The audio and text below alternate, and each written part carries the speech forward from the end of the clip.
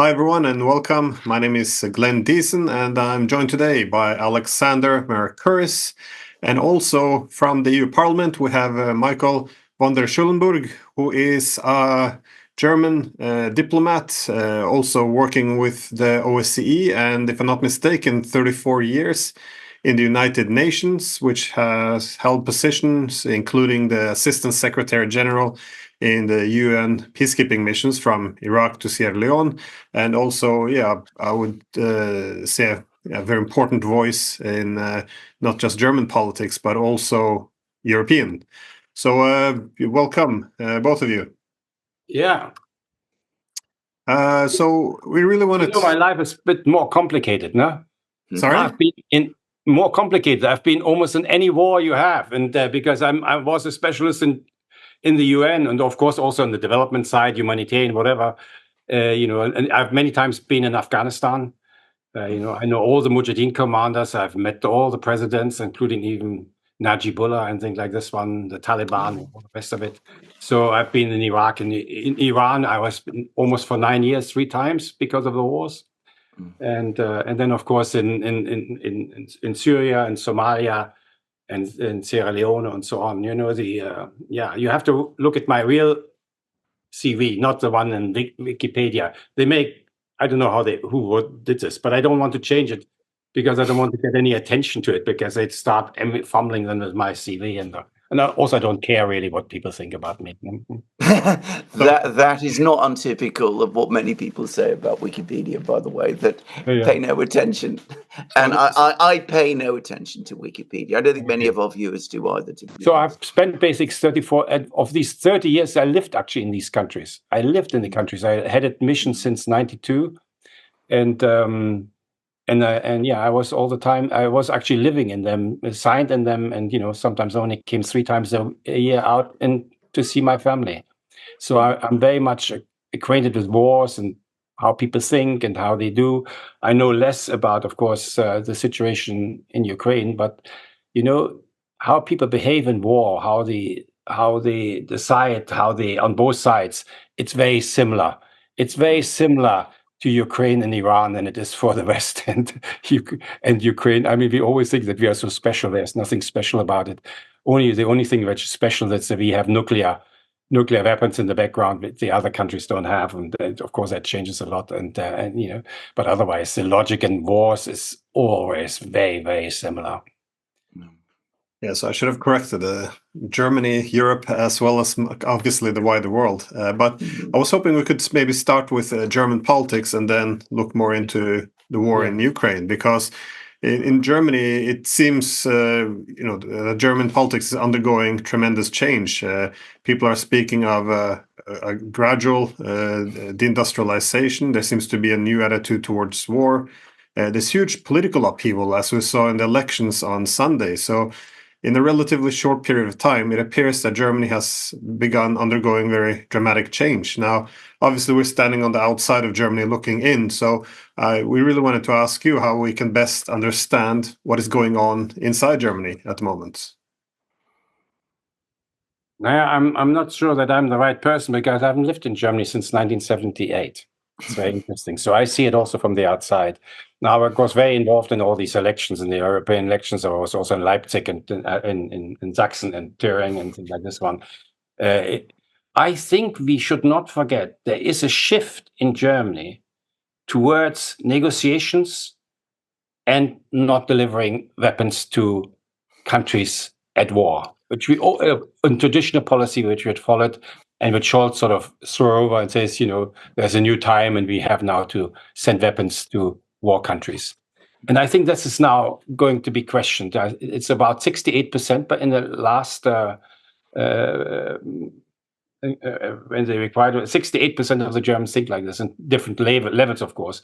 And the interesting thing is in Saxony, the majority of those who vote for the CDU, for the Conservative Party, and for the FDP are also against the war, and especially they're against the stationing of medium-range missiles. So we have now, it's one of the greatest priorities in the war, and I think we have to see if this repeats in West Germany, because that's what the elections are now all in East Germany. But we see a change, and I think what happens in Germany will be more important than what happens here in the European Parliament in the end. How we decide, how we deal with the war, how we solve the war, and especially also what arrangements for Europe, and I mean, or what type of peace we will have for Europe. So Germany is very important. And I think in this whole thing, there are two parties which are basically very different.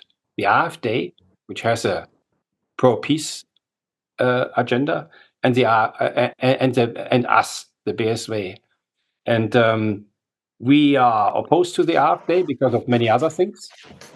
But on this one, it is on peace, and we will not go along with them. But we give them people now an alternative, because in many countries I've been to, in all European countries I know of, if people are against the war, they have to vote for the right wing. So in their sense, you see here also something new happening, which I think will somehow be repeated in other countries. There is a vacuum left by the social democrats in most countries by moving so much towards a war agenda, that now there is an opening for another type of left-wing party, maybe more left-wing conservative, as we call it, more open, but basically linking the war also to social justice. And I think that's very, very important. If this is successful, if we are successful, it's not only important for Germany, it could be very important for Europe. And I'm sitting here in the European Parliament. I realize how important it is, because this is a parliament, and I'm really deeply, deeply, deeply shocked. I'm just new in the parliament. It's so pro-war. I think this parliament is on the moon, because in all European countries, people don't want this anymore. And here we are completely pro-war. We have two realities. And so I think the German examples will be very important. I don't know if it's clear here, but I completely agree. Just a few observations, more observations than questions, but you perhaps can take them forward from there. Firstly, what you describe, what's called left conservatism, to me looks very much like social democracy. The social democracy that I used to remember in Germany, in Britain, in other parts of Europe, of which I myself was a part of. I mean, I was very much, involved in that kind of politics in my youth. And of course, in Germany was the place where it originated. And I was absolutely bewildered to see it disappear so completely in Germany, and so suddenly disappear in Germany. And in terms of Germany's importance, my own view, again, looking back, and, I lived through this time, is that Germany played an absolutely critical role from the 1960s in ending the Cold War.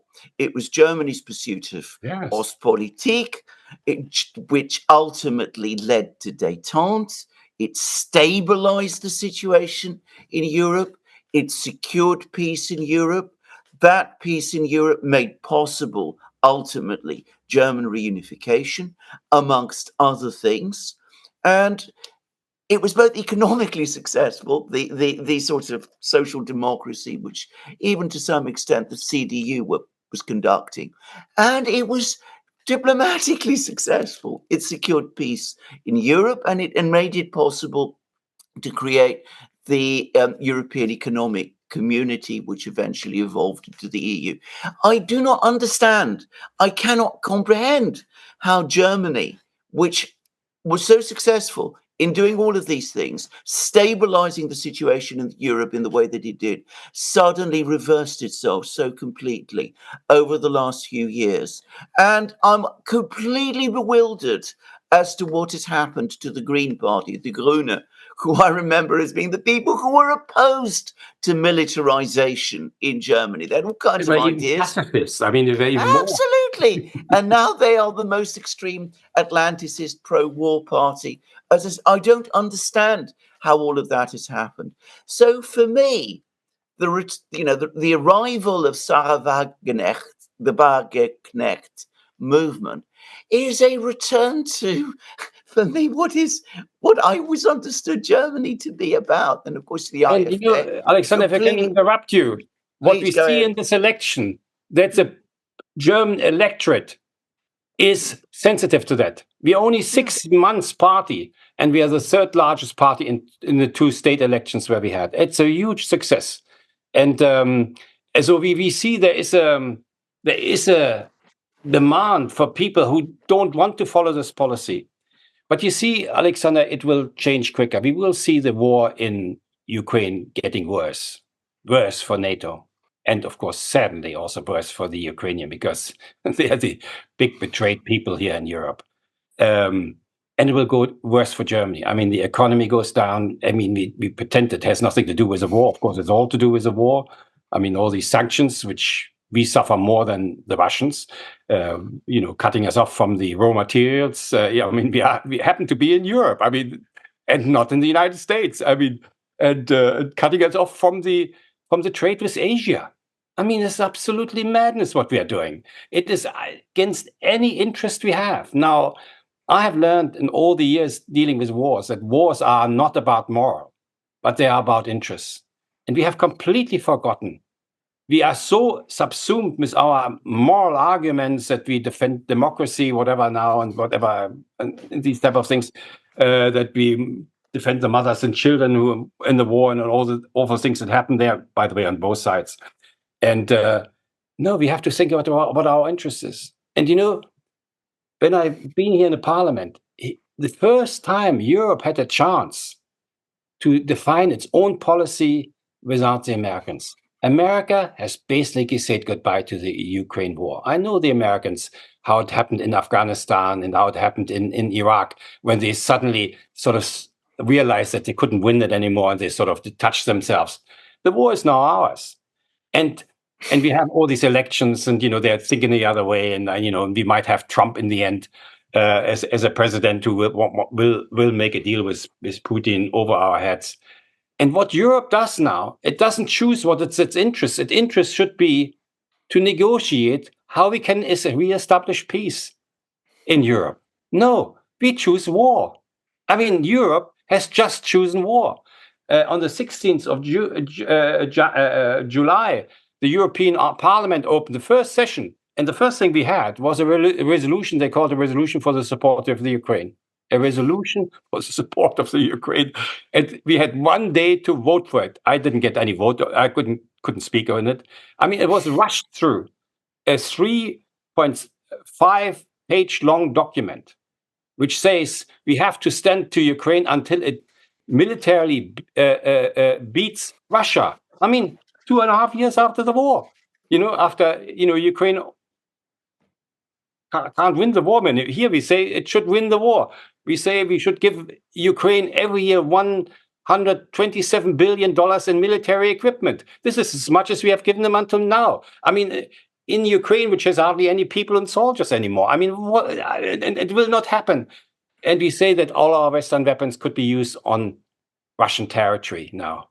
I mean, you couldn't say anything worse. At the same time, you say that the Ukraine should now become member of the NATO, should become member of the European Union. All these things will not happen. So the European Parliament has just, what do you say in English, accepted a resolution or passed a resolution which has objectives which we can't fulfill. I mean, such an unrealistic thing is very dangerous because it's only provocative. We have no means to change the war anymore, Europe.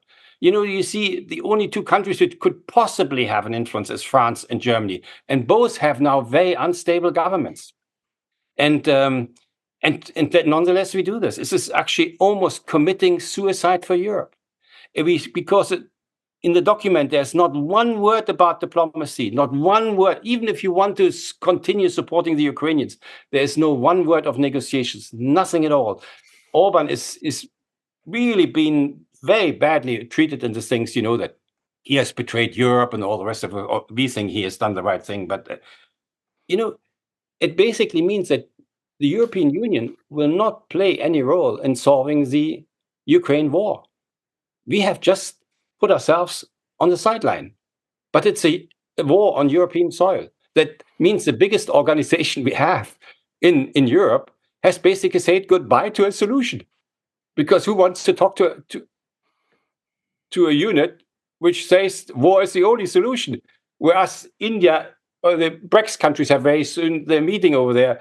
They will all want a negotiation, and the Americans go to this too. I mean, listen to the Americans think tanks. I mean, it is a completely changed. But we here still play war, a war we can't even afford. It is madness. I tell you, it is a policy that can only be described as madness. I cannot understand anything of it. And I hope very much, we are only 6 people here in the parliament, and 6 people, we couldn't even get a fraction together, a political group of 23 under the rubric of peace and social justice. Maybe we might still get, but you see how isolated we are on the things which actually should be on everybody's minds, how we bring peace back to Europe. Even if we accuse Russia of all the bad things, I see, of course, differently, but even then, peace must be the ultimate objective. And we have a resolution which has nothing of it. Speaks about the military victory about Russia. We will have very soon Mrs. Callas speaking for us on foreign policy. I mean, this lady just mentioned that she would prefer Russia to be broken up in small states, and that we should not be afraid of Russian nuclear arms when we decide our support to the Ukraine. I mean, this is absolutely madness. In Europe, we have done 2 world wars. We should know better, and we don't. Alexander, I think I'm a witness here of a collective madness, and I cannot call it any other way. Unfortunately, we are not allowed to speak here because we are too small, and you have to have a fraction, whatever. But that's why I issue these articles, and I hope this article which I wrote as the only article in German language on this resolution. I mean, already that. I was just in Germany, in many states in Germany. Nobody knows anything about the resolution. And this is a resolution, of course, the European Parliament is not very important, but in which the bureaucrats in the European Union, these von der Leyen, these Callas, and all these people now build, they are just doubling the budget on military spending. I mean, we are militarizing the European Union, and it will not go down well. So no. I'm actually shocked. I mean, I've seen many wars in my life, and I couldn't believe that in Europe we have such a war language, which I haven't even seen in the Iraq-Iran war. Because we did a lot of these negotiations, we could talk to them. Here, it's basically impossible. You have completely gone mad. Europe, what it does. I completely agree. Just wanted to say one thing, because, of course, people make this distinction between East Germany and West Germany. Yes, the politics are different, but I know Western Germany quite well. I was recently in the Rhineland.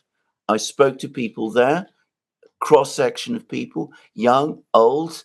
I found exactly the same worries and unease amongst them that you've been speaking about and which exist in East Germany. Maybe the political expression is different. Maybe they won't vote for the AfD, for example, because there are reasons why they wouldn't want to vote for the AfD there. I think they would be much more open. Exactly. They might be much more open, by the way. This is my own view. Because some of the younger people might be much more open to voting for the Sarah Wagenknecht movement. But I'm not going to predict the future of German politics. But the fact was, all of the things that you said, people might not have expressed them in the way that you have.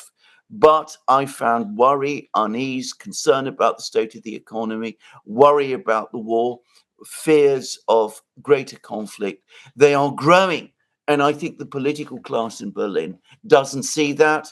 And based on what you've just said, it looks as if the political class in Europe, the European Parliament, are just closing their ears and shutting their eyes and are living inside their own world. Anyway, that's just what I wanted to say very quickly. Now, let me just say about East and West Germany, because, I grew up in East Germany, so I have a lot of sympathy for them. We shouldn't forget that the last time we had a huge geopolitical change was, of course, Gorbachev and so on, but it was also due because the East Germans peacefully demonstrated 500,000, 750,000 every week. And that's why this transition was peaceful. Not a single person was killed to end the Cold War. And of course, other states too, it's not only. But I mean, huge is so why not now too? In East Germany, where they are more sensitive, maybe politically, if they come out and vote and show that, you can vote for different. This time it's more political parties than really union, but a different type of expression. I think why should they not take the lead? And I think West Germans should follow.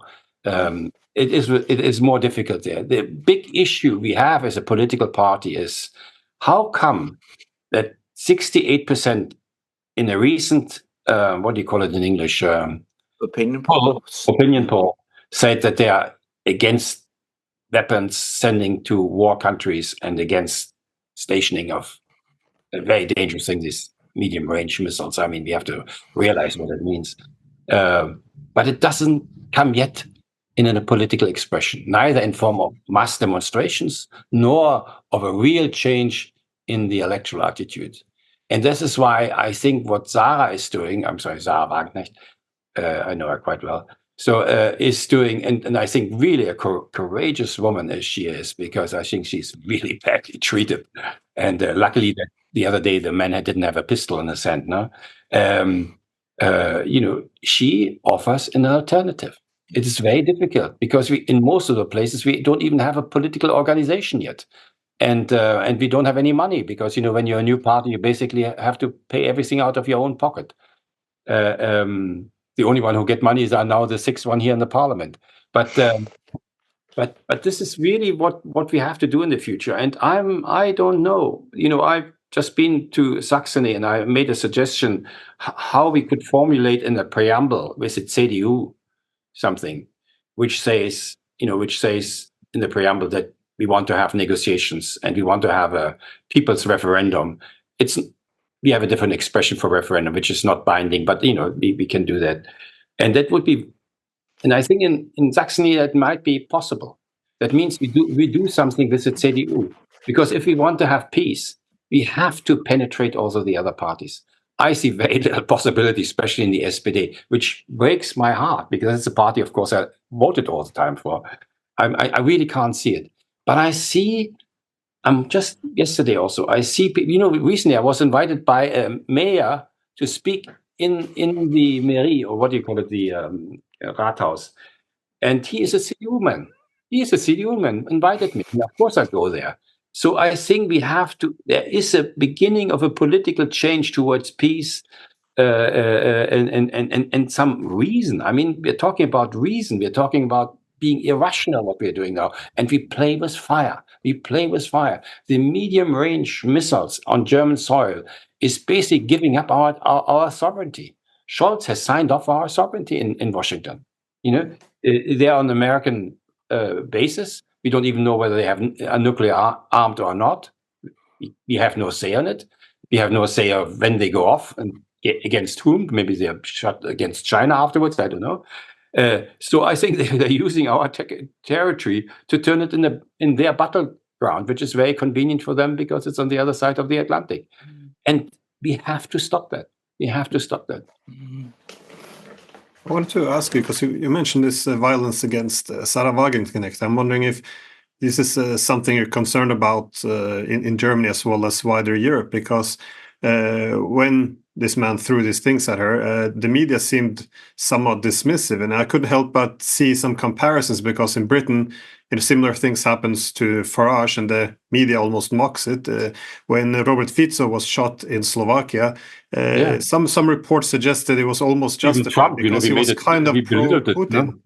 And same as Trump. I tell you, I think she's in great danger because the party is so much dominated by her personality. So which is also a disadvantage, but for the time being, it's an advantage. And that makes her, of course, a prime target. And I hope the state protects her, because it would be really a disaster if something happens to her. It would be a disaster. No? After the attack, I think it was Politico. I read that when discussing this, that she was perhaps far right, which is very strange for someone who started a political party on the left. So either it's not far left and it's far right. Obviously, she was still a communist now. So now, well, again, it's concerning to me because these are, in contrast, if you have violence such as they had on 6th of January in the US, then they make almost a national holiday out of this. So it indicates that political violence is not a principle anymore if it's not elevated above politics, but rather becomes an instrument of politics where we ignore or justify one side while condemn it on the other. It's it has a lot to do with the media. I mean, there's a lot of hate speech. I mean, unbelievable accusations, that we are red-brown in color. I don't know what that means, but then all these type of things. So people who feel very strong about it, we don't even know the identity of the person who attacked her. No? Apparently, he spoke an Eastern language.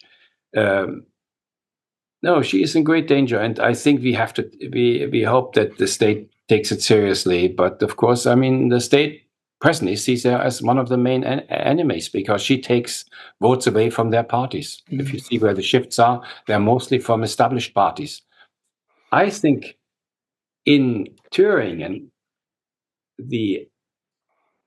our party has helped to prevent a majority of Höcke, I mean of the AfD.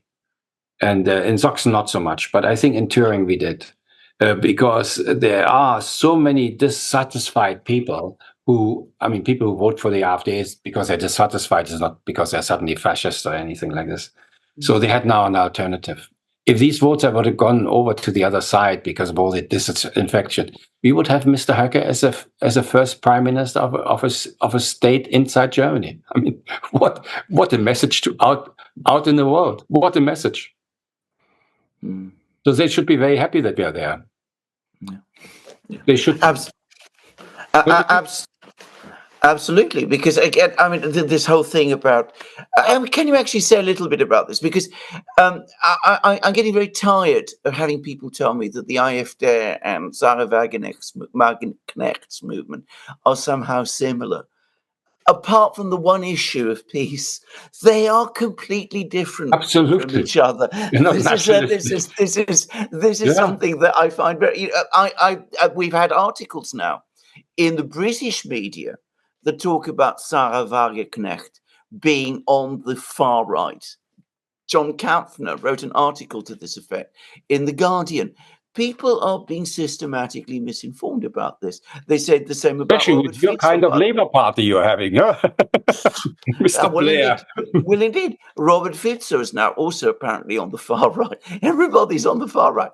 But, I mean, if you look at the programs of these two parties, Sarah Wagenknecht's and the AfD, they are completely different.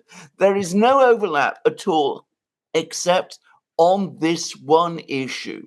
No, not even that one. The AfD voted for the increase in military spending. I mean, they have also this type of thing that you want to have a strong military. We don't think that military is in the end the solution. I've just written last time an article about the UN Charter because of course, it's something that was all my life important. The UN Charter. No? In Europe, it's not, and I think it's even in certain parties. I'm surprised about the reaction to it because I think the Europeans have still instilled in us that an order is only done by force. And, that's how we made colonial powers and, all the rest of it. We felt force would in the end decide the things, but it will not in the future. And I want just to remind you on something which happens next month in Russia. The BRICS countries will meet in Russia. And the president of this meeting is going to be Mr. Putin. Now that these countries have chosen to go to Russia and not say, yeah, you have a war, we go maybe to Singapore or something like this one, it says everything. They are 45%, as they are now, 45% of the world population. And they control 37% of the GDP in the world. So, Europe is a little bit more than 5%. And our GDP in the world is 14%. And ours is declining. Theirs increasing. There are 30 countries now have applied also to become member. And now comes if Bloomberg is right, and I know the Turks a little bit, the Turks have applied to become a member. That means a first time a NATO country, a European NATO country, because it's partly also in Europe, is joining BRICS countries.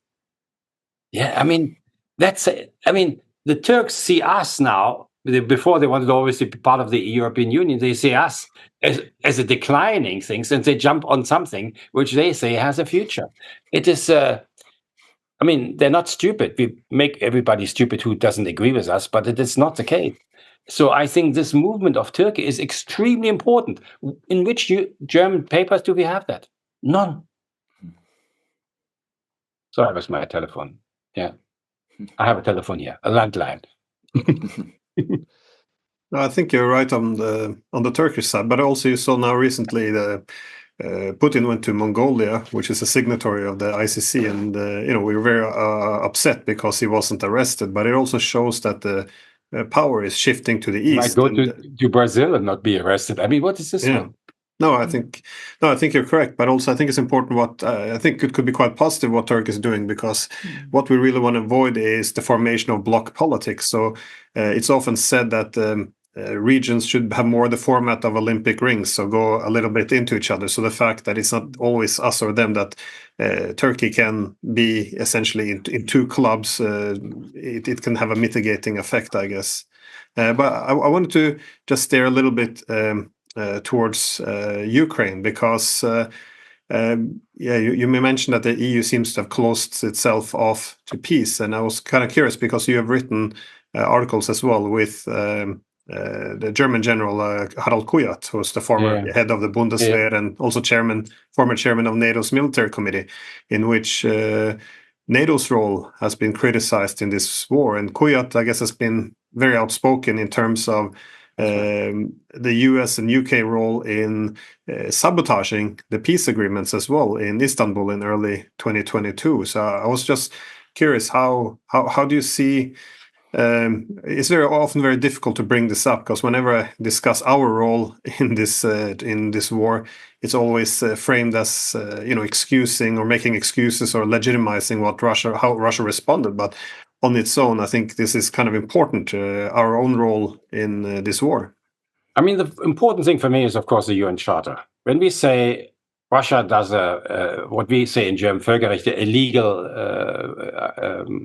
war of attack, we mean, of course, the UN Charter. And we mean, when we see about the right of self-defense, we talk about Article 51. But the Charter has 50 articles before, and we forget about them. And if you read all these articles, also 51 looks very different.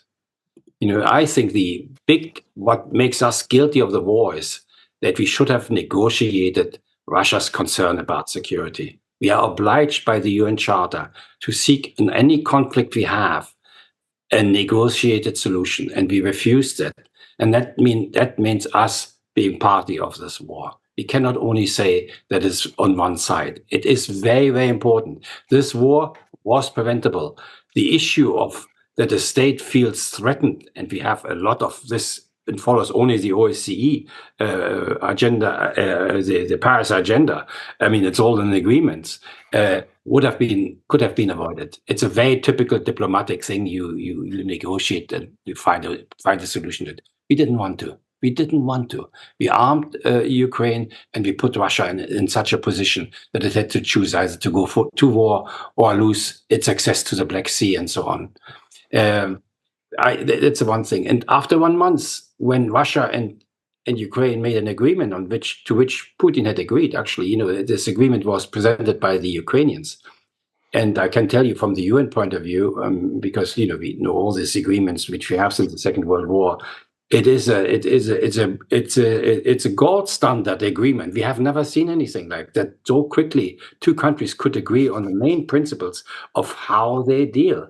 And it also speaks against our accusation that it is an imperialistic war by the Russians, because in this agreement, the Ukrainians did not give up 1 square meter of Ukrainian territory, and Putin agreed. The only difference was made that Russia should remain in control of the Crimean Peninsula, and there should be a political solution within 15 years, but they have not said it should be part of Russia.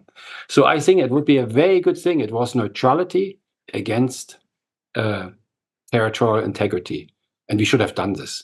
We boycotted it, and people say, we didn't.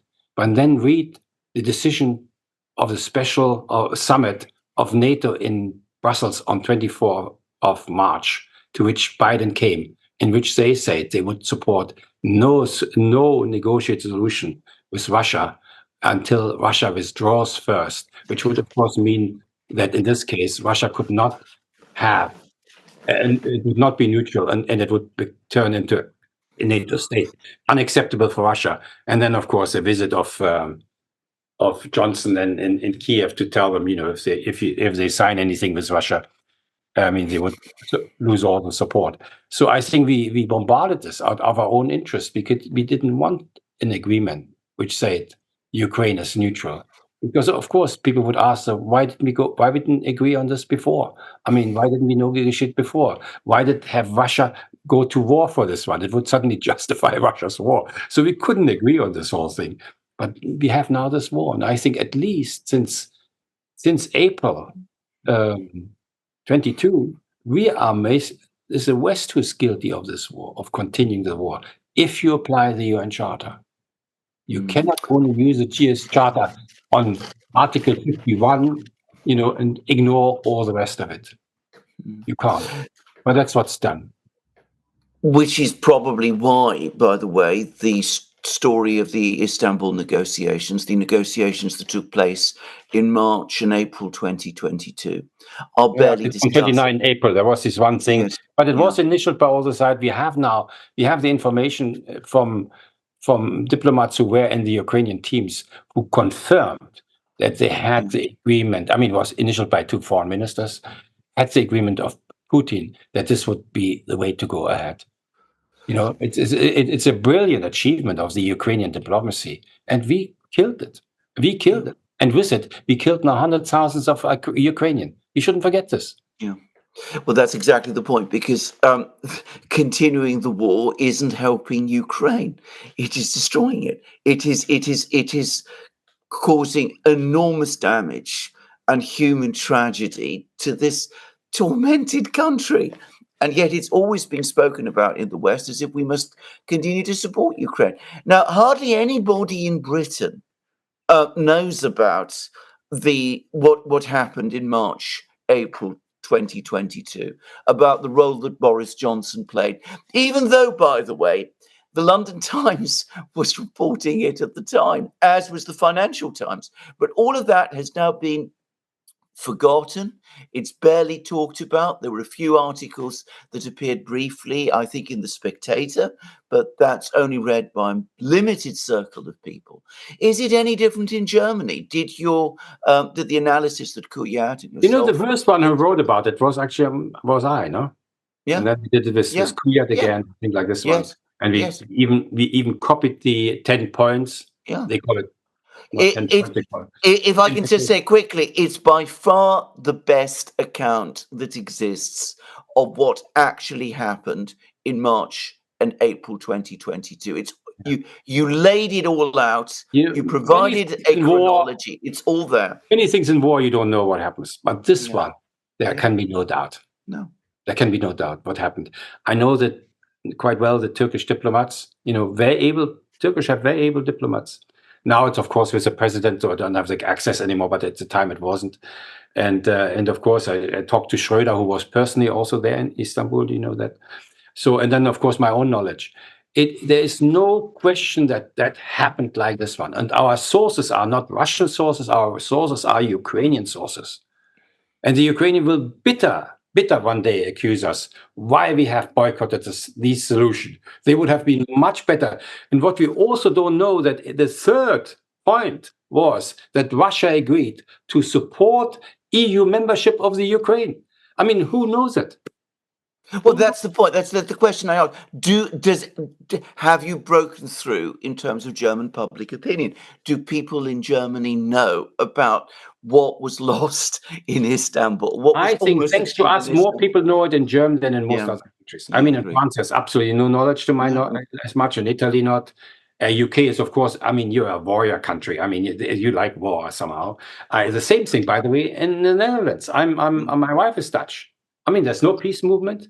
There's nothing of Wagenknecht. There's no newspaper bringing anything else. They would not even answer me when I sent an article in on these type of things. they go to, and you shouldn't forget, I mean, the UK and Netherlands are the countries who go in all the illegal wars we had. Most of the wars were illegal by the EU standards. I mean, Iraq, Syria, Somalia, Libya, Serbia, all illegal wars. Maybe there were 251 military interventions by the Americans. On virtually all, the British participated. You know, I mean, you have a society in which these arguments just very difficult to hold. But, you know, it's a declining thing. We are on the decline. We are on the decline. It doesn't pay anymore. Before, we were strong enough to say our opinion would govern, you know, because you're powerful and people would. It's gone. It's gone. And we have now a massive change, global geopolitical change we have to account for. Also little England. I mean, UK. I mean, who are you over there? I mean, to talk like this one. I mean, this is say for Germany. I'm not anti-British at all, but I think I've of course seen the British army operating in Afghanistan and especially in Iraq, where, by the way, the Iranians helped you not to be beaten into pieces. You will never. They never acknowledge this. I mean, I was personally. I know British soldiers who've talked about it, so it's not acknowledged, but it's absolutely true. I think, you know, you have to realize it is. I mean, maybe in the 1990s, still we had the power to insist on what we said was right. We don't have it anymore. You know, in 2025, it's not possible anymore. It's gone, and we better adjust, and also the European Union adjusts. And if Mrs. von der Leyen gives here a speech for a re-election, being elected more, it sounds a speech that she wants to create a sort of superpower Europe, and it won't happen. It just won't happen. And so we wanted to bring into Parliament a counter proposal at Christmas, which we call then the peace power Europe. Not the war power. I mean, it's Europe is the European Union is on the wrong track, and I think that they will have to pay for it. They will have to pay for it, and they will also pay with their unity on it, because we have Trump. You will see one European state after the other will fall and not adhere to such a resolution. This resolution is built on sand, and it's so only provocative, but it's not real. And it isolates the European Union. You mentioned before you didn't have to rely on Russian sources, and I would take it further. I think we can use Ukrainian sources because, as I point out many times, on the first day after the Russians invaded, Zelensky himself, which is posted on Ukraine's own government websites, argued they were contacted by the Russians on the first day that they wanted to talk about neutrality, in which they said yes, without preconditions. The Ukrainians confirmed, and on the third day they said they were ready now to start the negotiations. Meanwhile, then you saw at the same time across the Atlantic, the U.S. spokesperson Ned Price saying, "Well, we do not support any negotiations without preconditions. First, Russia capitulates, in other words, leave, then we can talk." And later on, when even confronted with this, when he was asked if the Ukrainians will go and negotiate with the Russians, will they support this? And even said, no, this war is bigger than Russia and Ukraine. This is about a much greater game. So and thereafter, the Israelis, the Turkish as mediators, they confirmed, yes, it was sabotaged. But it seems that the reality doesn't matter, because these are facts. They can't be disputed, unless we're saying Zelensky is lying to us now. But it doesn't seem reality matters that much anymore, because no media will discuss it. It's kind of dismissed as if it would be a conspiracy theory.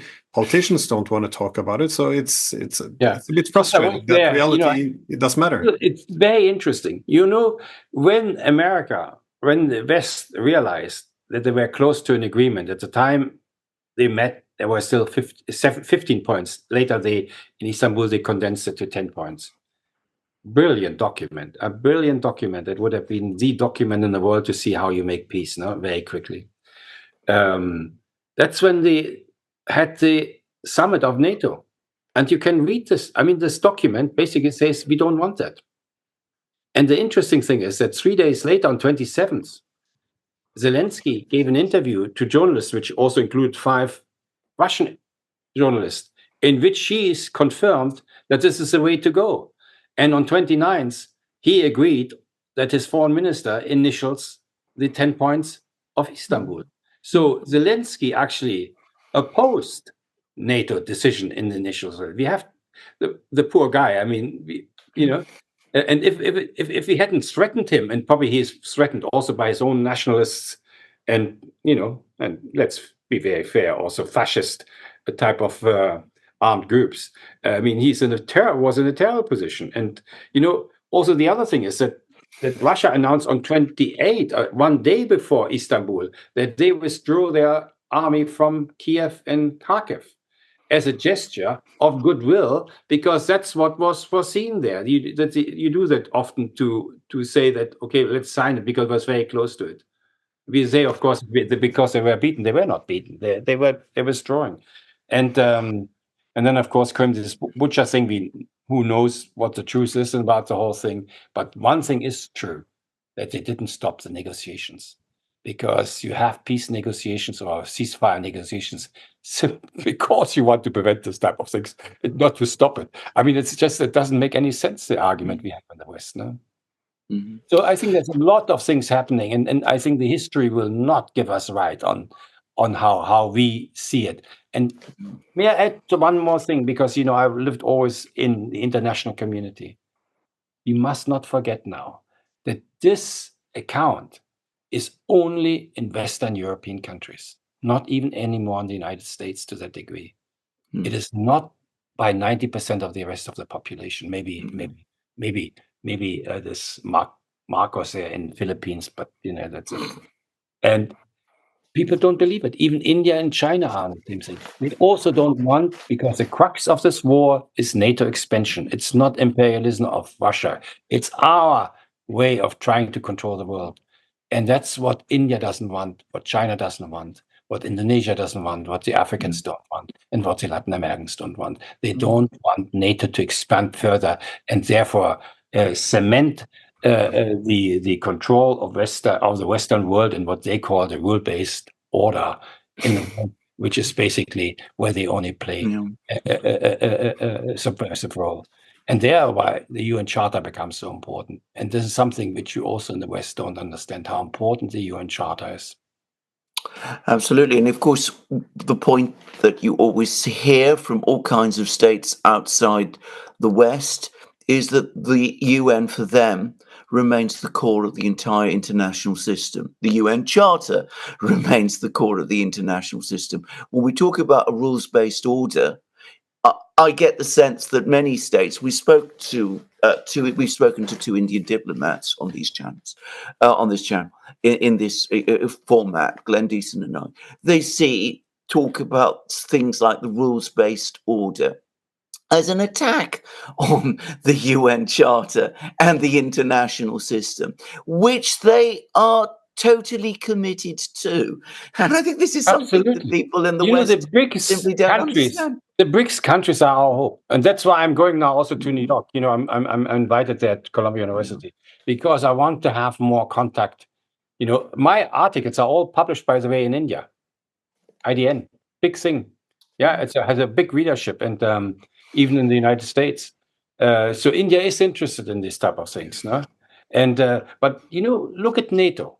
If you're sitting on the other side in a non-white Western country, what do you see? The only military alliance in the world which thinks that they can send their military equipment around the world to China and whatever is, of course, an alliance for them of the ex-colonial powers dominated by white people.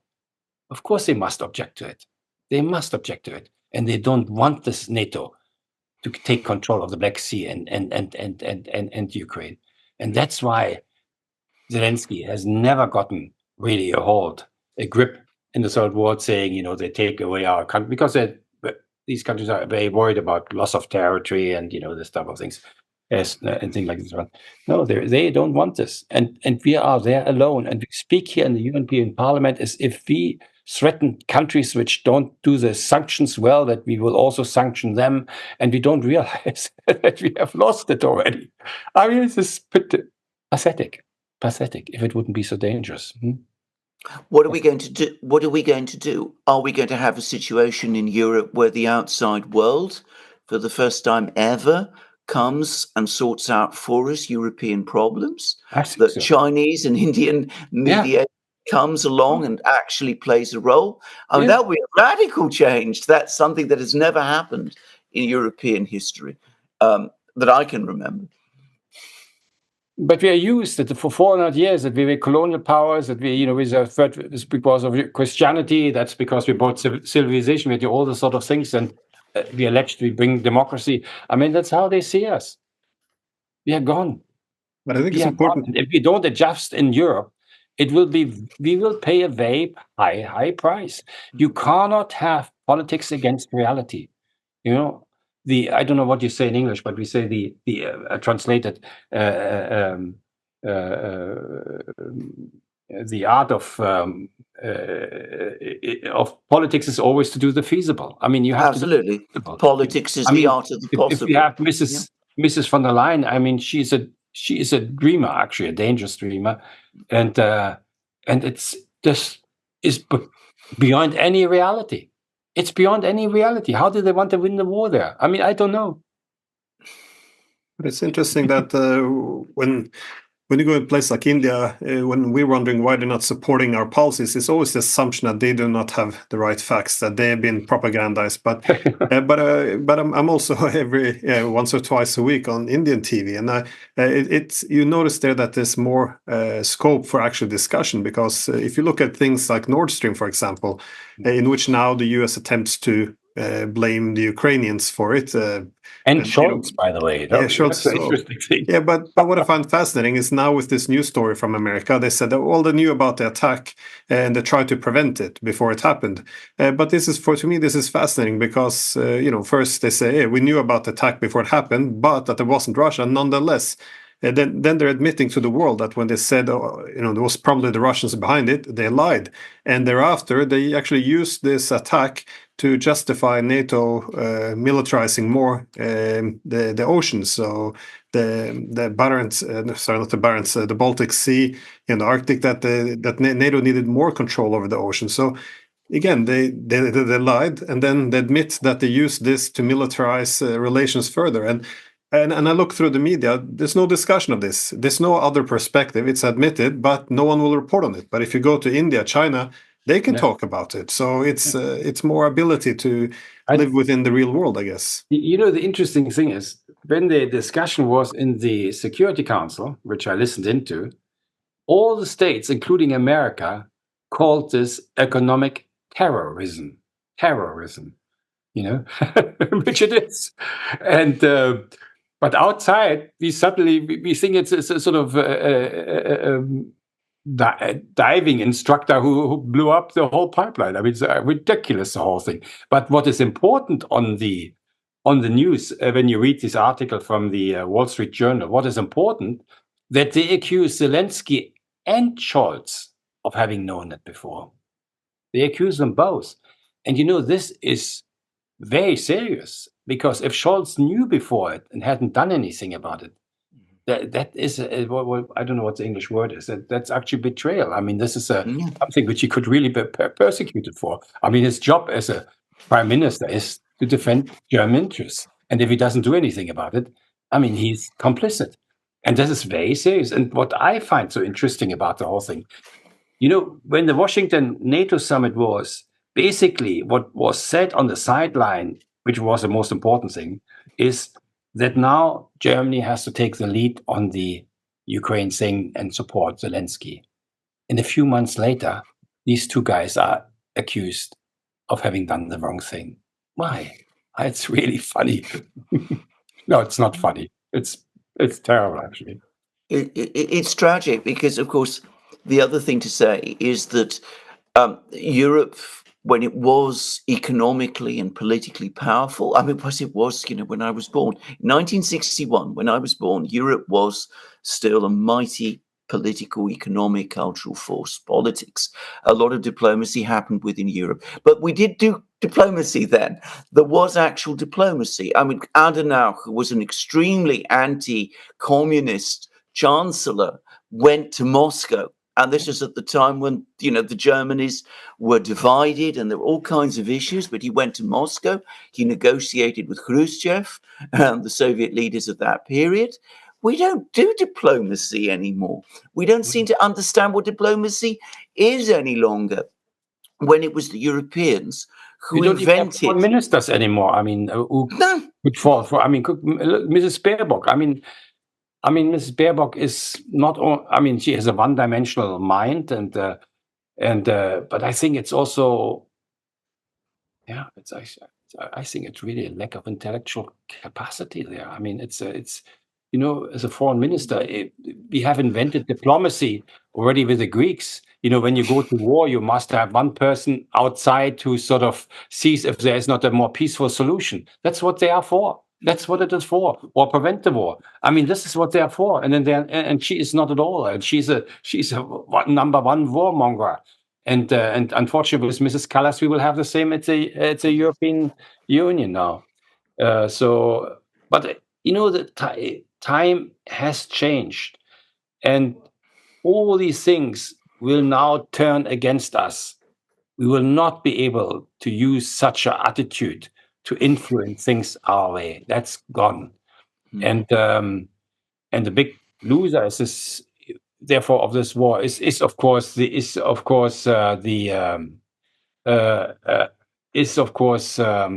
it's always this bloody telephone. Is of course Ukraine, but the second loser is Europe, and it is already the loser. It is a loser. I mean, that's very clear. Yeah. I mean, can you imagine now Ukraine coming into the European Union? The first country who protests would be Poland. No, they already are, actually. They already. Yeah. Well, they set conditions. It is so. What she does there is so lacking any sense of reality. That is, I mean, it will cost us a fortune. It will cost us, because we will have to pay for a collapsed Ukraine. You know, there are reports now from diplomats in Kiev that they estimate that another 10 million people could leave Ukraine, and they would leave it forever. So Ukraine is left basically with 1/3 of the population from the time of independence. I mean, you can't lose more a war than that. It hasn't even happened to Germany when so many people were killed after the Second World War. Their people just run off. Not to speak of all the people left behind, which are injured, which are traumatized, which are retired, and things like this one. I mean, it's a huge failed state that if it remains a state at all, which is left over there. We get very excited about the eastern parts, you know, the annexation. But let me say also to this one. When you look at the election results, they are much better than any opinion polls. Election results, which are very detailed, because Ukraine always had, because of the communist time, a very good registration system. I know a lot about elections because that is also part of the portfolios when you do peace building, peacekeeping. You know, it was a divided country. 2/3 voted pro-Russia there, and 2/3 voted more pro-European parties. It was always divided.